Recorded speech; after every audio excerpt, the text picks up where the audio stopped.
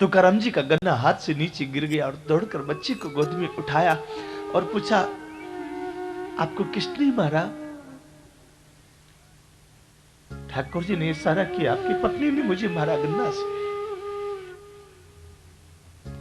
तुकाराम जी foot foot के रोने लगे, मेरी पीठ में मारने से संतुष्ट नहीं हुआ तुम्हें? इस कोमल बालक की पीठ में तुमने गन्ना से मारा, देखो इसकी पीठ में कैसा निशान हो गया है। तो करम जी की पत्नी ने कहा, मैंने तो इसे देखा भी नहीं, मारा कब? ठाकुर जी ये कह के अंतर्धान हो गए, यदि ये गन्ना की मार तुकाराम की पीठ पे लगी होती तो इससे ज्यादा चिन्ह बना होता। अपने भक्त की मार को मैंने अपनी पीठ पर ले लिया है। और तुकाराम जी उसी समय घर को प्रणाम करके चल पड़े, अब नहीं रहना इस घर में।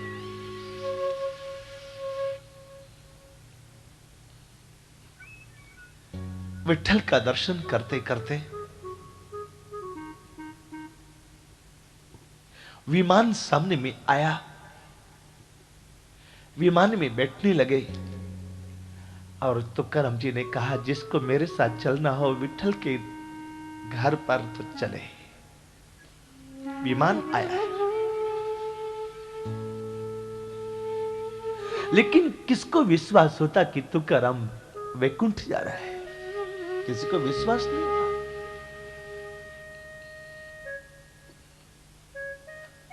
तुकाराम जी विमान में बैठ के जाने लगे।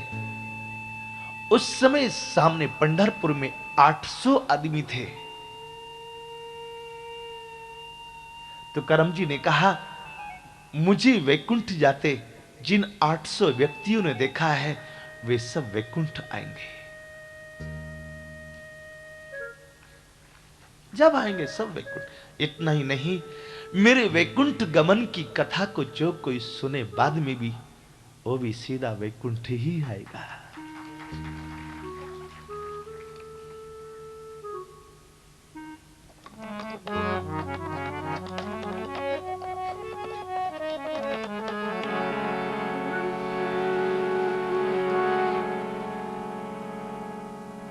तुकाराम जी सबको राम राम करते हुए चले गए। मराठी का अभंग हमको नहीं आता तुकाराम जी का, लेकिन उसका हिंदी अर्थ ये है, हम तो अपने गांव जाते हैं, सबको हमारी राम राम। जिसको हमारे उधर बोलते हैं, सबने मारे राम राम, मैं तो जावा मारे गांव। सबने मारे राम राम, सबने मारे राम राम, मैं तो जावा मारे गांव। सबने मारे राम राम, मैं तो जावा मारे गांव। नामदेव जी ने सबको प्रणाम किया है और सबको बता के गए कि अब हम अपने घर जाते हैं। तेरी नस्ल माए संदेह नहीं, नरभया को संगत कच्चा। अपने घर की याद करो, तू भी नारायण का बच्चा।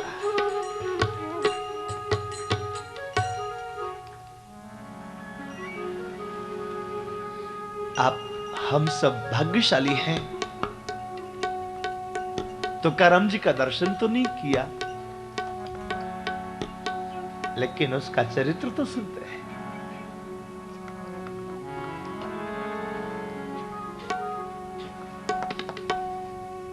आज तक पंढरपुर में लोग कीर्तन करते हैं, नामदेव तुकाराम, नामदेव तुकाराम, नामदेव तुकाराम, नामदेव तुकाराम।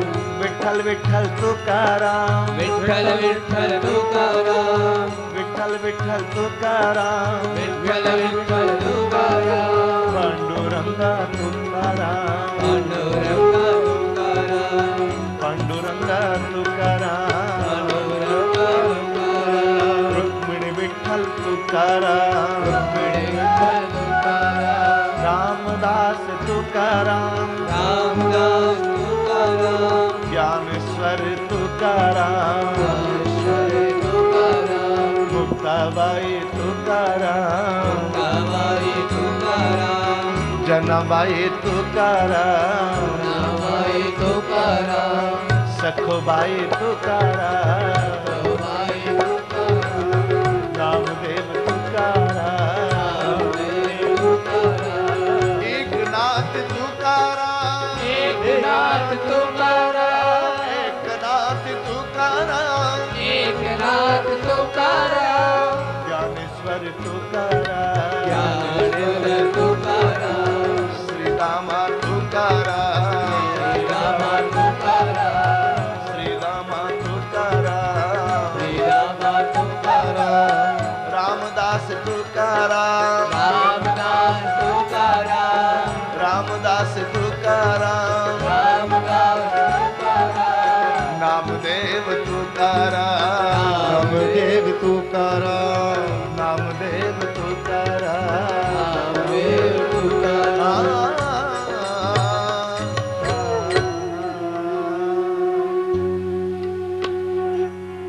बोलिए श्री तुकाराम जी महाराज के जय।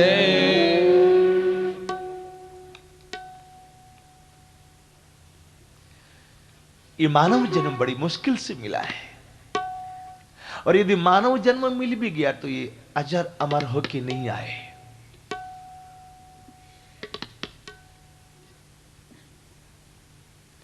जिसको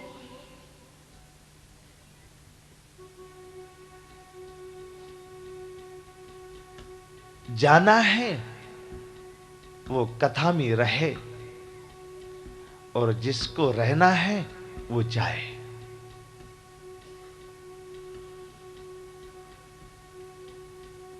इसका मतलब क्या है? जिसको जाना है वो रहे यहां, और जो ये सोचता कि नहीं मैं तो रावण की तरह पट्टा लिखा के लाया हूं, जिसको रहने का वो जाए, भले जाए।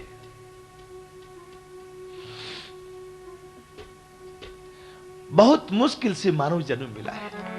बड़ी भागी मानो से तन पावा, बड़े भागी मानुष तन पावा, सुर दुर्लभ सदग्रंथन गावा, सिर दुर्लभ सद्ग्रंथ गावा, सुर दुर्लभ सदग्रंथन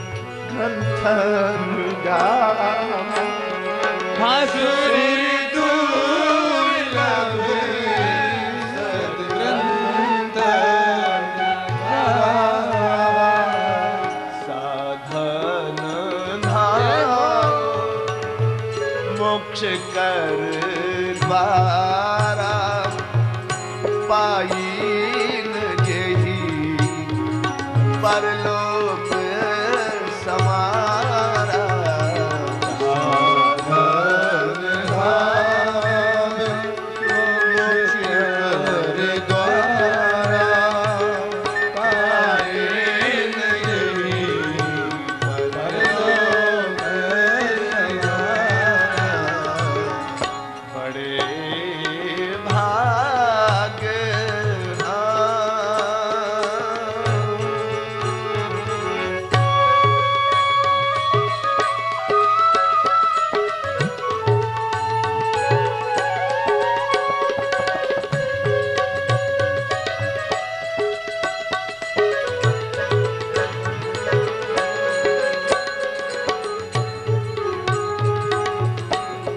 नायं देहो देह भाजां विलोक्य, कष्टान्तामानर्हते विड्भुजां ये, तपोदिव्यं पुत्रकायेन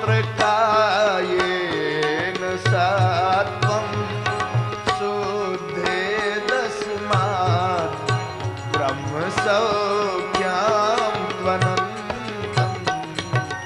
नायं देहो देहभाजां त्रिलोके, कष्टान् कामान्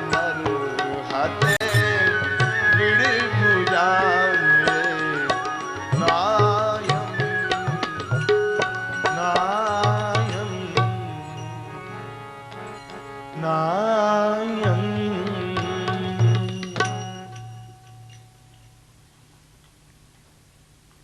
ये शरीर जिसको हमने कितने लाड़ प्यार से पाला है,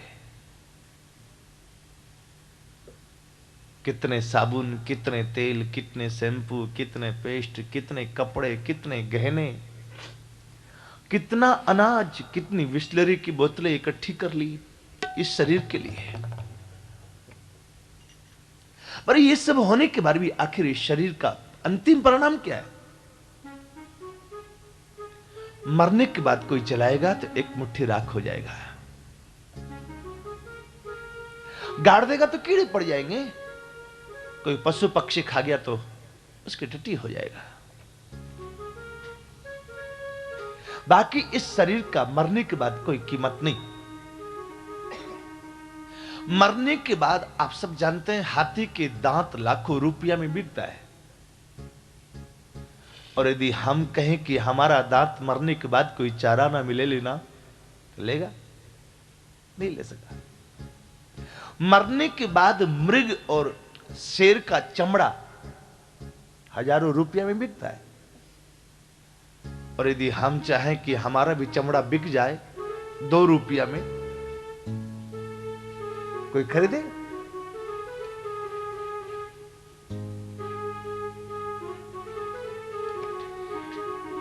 इस शरीर का यदि जीते जी भजन करें तब तो महत्व है, नहीं तो बेकार गया जीवन, किसी कम लायक नहीं।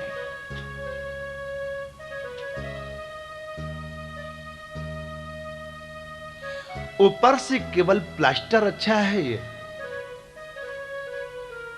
इस मकान के भीतर में जो सामान है ना, वो इतना रद्दी, इतना थर्ड क्लास है कि भीतर का कोई भी सामान बाहर आ जाए तो मक्खी भिनभिनाने लगती है। आप हम देख नहीं सकते, भीतर का मटेरियल इतना खराब है।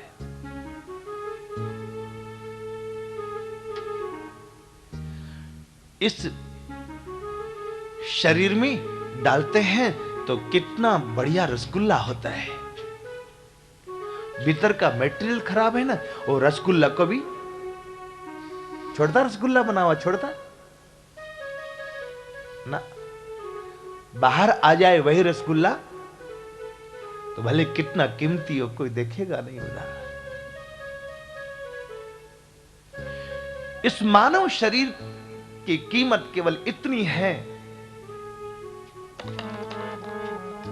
साधान धाम मोक्ष कर द्वारा, साधन धाम मोक्ष कर द्वारा, पाइन जिहि परलोक समारा, पाइन जही परलोक सवारा।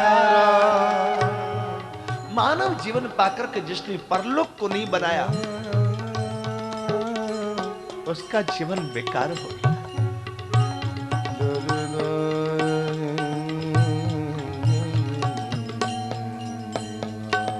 एक गांव का नियम था, वहां का राजा जब मर जाए तो जो भी शहर का दरवाजा खोलने पर पहला व्यक्ति मिले उसको गद्दी पर बैठा ले। नियम था 5 साल का। 5 साल तक यदि वो जीवित रहे उसको शहर के पार नदी, नदी के उस पार जंगल, जंगल में भेज दिया जाता था। मर गया तो काम खत्म। फिर कोई नया आदमी जो पहले मिले उसको गद्दी पर बैठाते।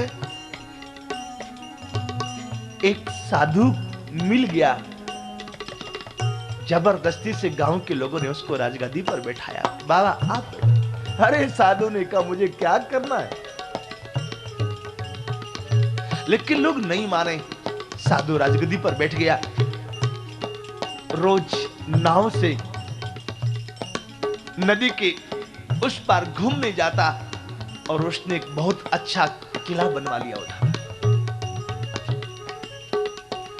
किसी को पता नहीं लगा। और राजा लोग जब 5 साल पूरे हो जाते तो रोते रोते जाते थे। ये साधु गया तो हंसते हंसते गया। क्यों? इसने पहले से व्यवस्था कर ली, अपनी किला बनवा लिया, सारा खाना पीना सब सारी व्यवस्था कर ली। तात्पर्य क्या है? वो शहर और कोई नहीं, ये शरीर शहर है और इसमें एक अवधि है जब तक हम रहेंगे, बाकी फिर निकाल दी जाएंगे। यदि हमने आगे की तैयारी कर ली तो हंसते हंसते जाएंगे, तैयारी नहीं की तो रोते रोते जाएंगे।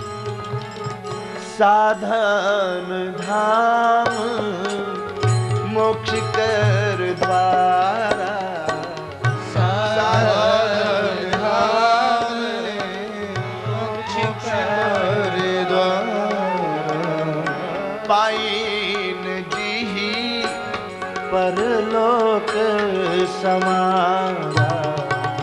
पाइन जेहि परलोक समारा, पाइन पाइन पाइन।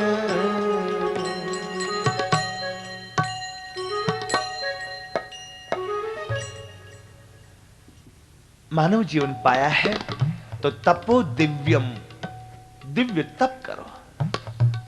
तप किसको कहते हैं? परमात्मा के नाम पर कोई चीज छोड़ी जाए उसको तप कहते हैं। डॉक्टर कहे कि आपकी शुगर बहुत बढ़ रही है, अब मिठाई खाने का नहीं, आपको यदि घर वाले चाय में भी चीनी शक्कर नहीं डालें तो बाजार में जाके आप खाएंगे। ये शुगर पेशेंट की सबसे बड़ी विशेषता है। घर में घर वाले चाय में भी शक्कर नहीं देंगे, लेकिन जब उसका बहुत मन करेगा तो बाजार में जाके खा के आएगा।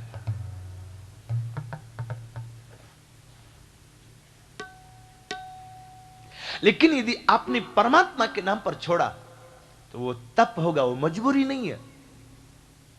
और वो छोड़ने के बाद आपका मन नहीं करेगा, सामने में रखा भी रहे तो मन नहीं करेगा खाने का। प्राप्त भोगों को परमात्मा के नाम पर छोड़ा जाए वो तप है। तपो दिव्यम। पुत्र कहा, यहां पुत्र से संबोधित किया। क्यों? पुत्र उसको कहते हैं पुन्नाम नरकः तस्मात् त्रायते इति पुत्र। एक सेठ जी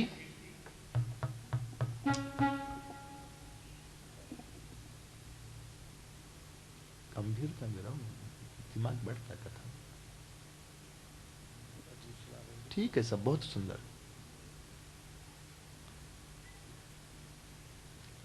ज्यादा शक करो तो फिर शुगर होने का डर रहता। ठीक है।